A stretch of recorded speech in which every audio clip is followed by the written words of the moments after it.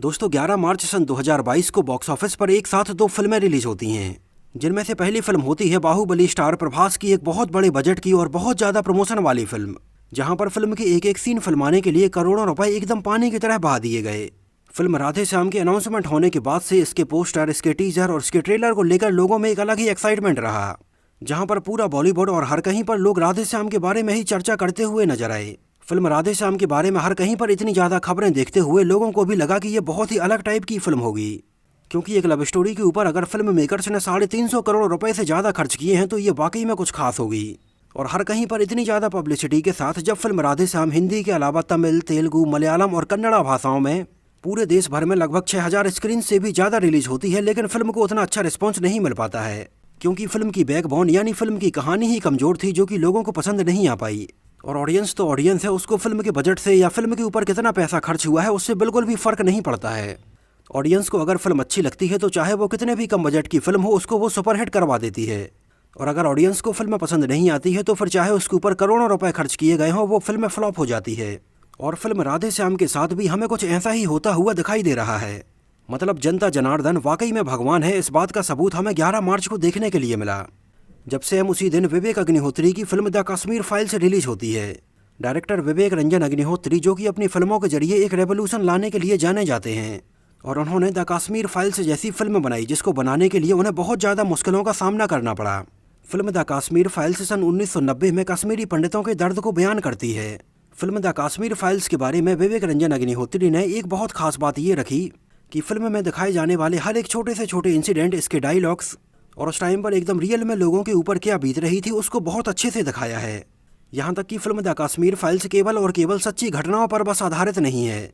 Film में दिखाए गए हर एक छोटे से छोटे इंसिडेंट के भी रियल एविडेंस विवेक रंजन अग्निहोत्री के पास हैं, जिन्हें ये फिल्म बनाने में लगभग 4 साल से भी ज़्यादा लंबा समय लग गया।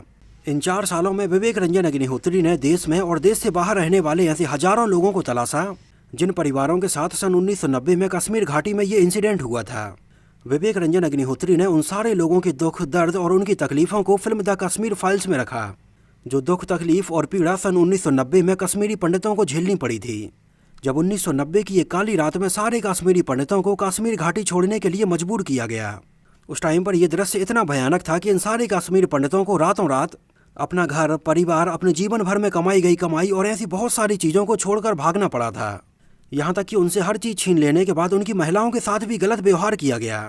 लेकिन सन 1990 में कश्मीरी पंडितों के ऊपर हुए इतने सारे अत्याचार को किसी भी न्यूज़ चैनल ने बिल्कुल भी कवर नहीं किया। यहाँ तक कि मीडिया में इसके बारे में कोई भी चर्चा नहीं की गई, जैसे कि ये देश में कोई इंसिडेंट हुआ ही ना हो। उस टाइम पर गवर्नमेंट के द्वारा भी इसके ऊपर कोई भी एक्शन नहीं लिया गया। ये सारे कश्मीरी पंडित जिन्हें कश्मीर में अपने 3 से 4 मंजिला मकानों को रातों रात छोड़कर आना पड़ा, ऐसे हजारों और लाखों की तादाद में लोग कश्मीरी घाटी से पलायन करने के बाद छोटे छोटे तंबुओं में रहने के लिए मजबूर हो गए। और उनके साथ हुए इस इंसिडेंट को आज लगभग 32 साल से भी ज़्यादा हो चुके हैं, लेकिन उन्हें आज तक न्याय नहीं मिल पाया है। तब से लेकर आज तक कितनी सारी सरकारें चेंज हुई, लेकिन इनके साथ न्याय नहीं किया गया। और इन 32 सालों में इस बात को हर कहीं पर इतना ज़्यादा दबाया गया कि ये लोगों की नज़र में ही ना आ पाए। इस वजह से अगर आप में से भी शायद बहुत सारे लोग इस बारे में जानते भी ना हो तो ये कोई हैरानी वाली बात नहीं है।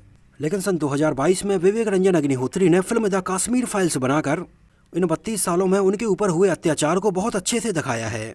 चलो रियल में तो कश्मीरी पंडितों को न्याय नहीं मिल पाया और ना ही इसके बारे में चर्चाएं की गईं, लेकिन जब इन सारी रियलिस्टिक चीज़ों के ऊपर फिल्म द कश्मीर फाइल्स सन 2022 में बनकर कंप्लीट हुई तो फिल्म के रिलीज को लेकर भी लोगों ने बहुत विरोध किया कि ये सच्चाई लोगों के सामने ना आ पाए।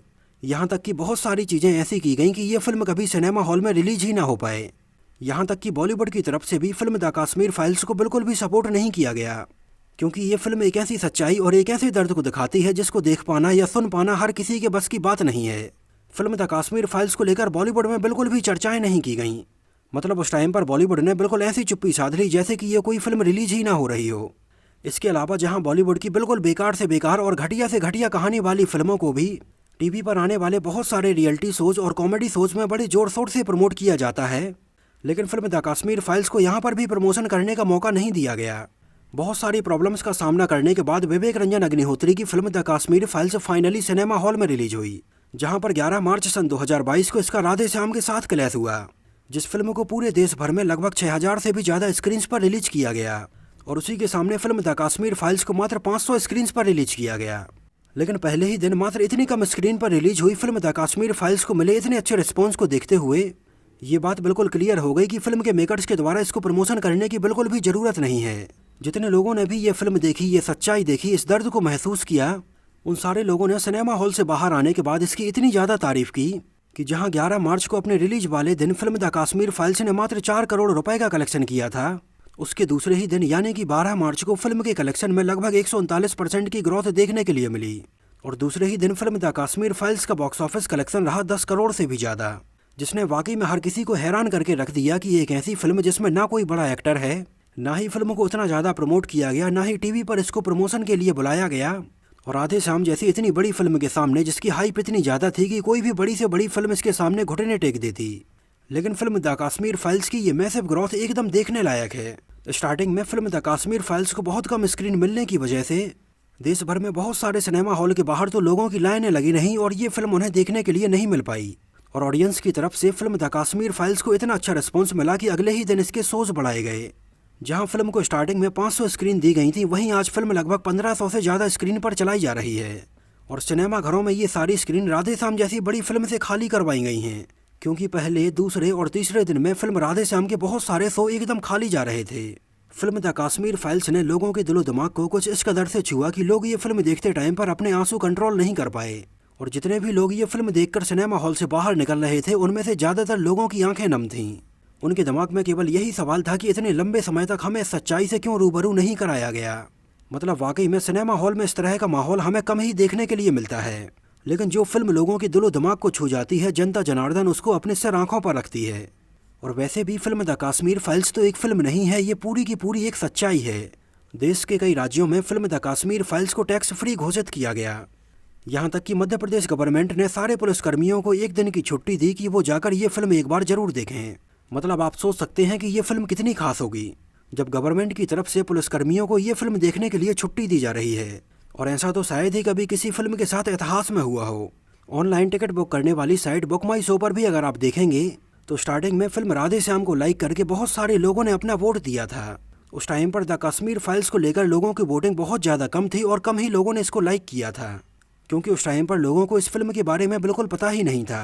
लेकिन अगर आप आज की बात करें, यानी कि 15 मार्च को जब मैं ये वीडियो रिकॉर्ड कर रहा हूँ, तो इस समय पर बुक माई शो जैसी साइट के ऊपर राधे श्याम को लगभग 79% लोगों ने लाइक किया है और लगभग 1,66,000 लोगों ने इसको अपना वोट किया है। वहीं मात्र 2 से 3 दिनों में ही फिल्म कश्मीर फाइल्स को लोगों ने इतना अच्छा रिस्पॉन्स दिया, जिसको देखकर पूरा बॉलीवुड और फिल्म राधे श्याम के मेकर्स भी हैरान हो गए। मतलब 1,68,000 से भी ज़्यादा लोगों ने इसको बुक माई शो के ऊपर वोट किया है और 98% लोगों ने इसको लाइक किया है। फिल्म द कश्मीर फाइल्स ने अपने पहले दिन लगभग 4 करोड़ रुपए, दूसरे दिन लगभग 10 करोड़ रुपए, तीसरे दिन लगभग 15 करोड़ रुपए और चौथे दिन लगभग 18 करोड़ रुपए से ज़्यादा का कलेक्शन किया। मतलब हर आने वाले दिन फिल्म का कलेक्शन एक के बाद एक बढ़ता ही जा रहा है और अभी तक मात्र 4 दिन में ही फिल्म ने लगभग 45 करोड़ रुपए से ज़्यादा का कलेक्शन कर लिया है। वहीं फिल्म राधे श्याम का पहले दिन का नेट कलेक्शन रहा लगभग 43 करोड़ रुपए, लेकिन दूसरे ही दिन इसके कलेक्शन में लगभग 43% की गिरावट देखने के लिए मिली और दूसरे दिन फिल्म राधे श्याम का नेट कलेक्शन रहा लगभग 24 करोड़ रुपए। इसके तीसरे दिन यानी कि संडे को 13 मार्च को हमें इसमें और ज़्यादा गिरावट देखने के लिए मिली और इसके कलेक्शन 9% से और ज़्यादा गिरकर लगभग 22 करोड़ पर आ गए। और इसके चौथे दिन यानी कि सोमवार को 14 मार्च को तो फिल्म राधे श्याम के बहुत सारे शोज खाली गए और फिल्म के कलेक्शन में इसके तीसरे दिन के कंपैरिजन में भी लगभग 78% की भारी गिरावट देखने के लिए मिली और फिल्म राधे श्याम के चौथे दिन का कलेक्शन आ गया लगभग 5.5 करोड़ रुपए के ऊपर, जिसने वाकई में लोगों को हैरान कर दिया है कि जहां कश्मीर फाइल्स जैसी फिल्म एक के बाद एक अपना कलेक्शन बढ़ाती जा रही है और इसके पर डे का कलेक्शन लगभग 18 करोड़ रुपए से ज़्यादा जाने लगा है, वहीं दूसरी तरफ इतने बड़े बजट की film Radhe Shyam per day के लगभग 5.5 करोड़ रुपए के कलेक्शन पर आ गई है। और अभी आने वाले 4 से 5 दिन में तो फिल्म द कश्मीर फाइल्स का लोगों के बीच में क्रेज देखते हुए ऐसा समझ में आ रहा है कि फिल्म राधे श्याम का कलेक्शन और भी ज़्यादा नीचे जाने वाला है। अगर इन दोनों ही फिल्मों की IMDb रेटिंग की भी बात करें तो वहाँ पर भी हमें भारी अंतर देखने के लिए मिल रहा है, जहाँ पर फिल्म राधे श्याम के रिलीज होने के पहले ही बहुत सारे लोगों ने इसको वोट किया था। और अगर अभी की बात करें यानी कि 15 मार्च की जब मैं ये वीडियो रिकॉर्ड कर रहा हूँ, तो उस टाइम तक फिल्म राधे श्याम को लगभग 16,000 लोगों ने 7.2 आउट ऑफ 10 रेटिंग दी हुई है। लेकिन वहीं इसके दूसरी तरफ फिल्म द कश्मीर फाइल्स की IMDb रेटिंग देखकर तो आपके होश उड़ जाएंगे। 2 दिनों तक फिल्म द कश्मीर फाइल्स को लगभग 65,000 से भी ज़्यादा लोगों ने 10 आउट ऑफ 10 रेटिंग दी हुई थी। मतलब आप समझ सकते हैं कि किसी फिल्म को इतनी ज़्यादा वोटिंग के साथ 10 आउट ऑफ 10 मिलना कितनी बड़ी बात है। जबकि IMDb एक ऐसी ओपन साइट है जहां पर कोई भी जाकर अपना वोट कर सकता है और कितने लोगों ने तो उसको 0 स्टार दिए होंगे। ये सारे वो लोग थे जो सच्चाई सुनना नहीं चाहते थे और फिल्म का विरोध कर रहे थे। तो ऐसे लोगों की वजह से फिल्म की रेटिंग अभी थोड़ी गिर गई है, लेकिन ये अभी भी बहुत ज़्यादा है। जहां पर लगभग 2.5 लाख से भी ज़्यादा लोगों ने फिल्म को 8.3 आउट ऑफ 10 रेटिंग दी हुई है। मतलब इतनी ज़्यादा वोटिंग के साथ इतनी हाई रेटिंग मिलना ये भी अपने आप में एक बहुत बड़ी बात है। अगर आपने फिल्म द कश्मीर फाइल्स देखी है तो इसके बारे में आपका क्या कहना है और क्या विचार है, हमें कमेंट में ज़रूर बताइए। बाकी फिल्म के बारे में एक बहुत ही जल्दी डिटेल रिव्यू वीडियो मैं चैनल पर बहुत जल्दी अपलोड करूँगा। लेकिन तब तक आप सबकी राय और आपका ओपिनियन जानना हमारे लिए बहुत ज़रूरी है। तो आप में से जितने लोग भी ये वीडियो देख रहे हैं उनका ओपिनियन फिल्म को लेकर पॉजिटिव हो या नेगेटिव हो, हमें कमेंट में ज़रूर बताइए। और अगर ये वीडियो आपको पसंद आया हो तो इसको प्लीज़ लाइक करके मुझे इस बात का जवाब ज़रूर दीजिए। तो बहुत जल्दी मिलते हैं आप सबसे ऐसे ही किसी और इंटरेस्टिंग वीडियो में।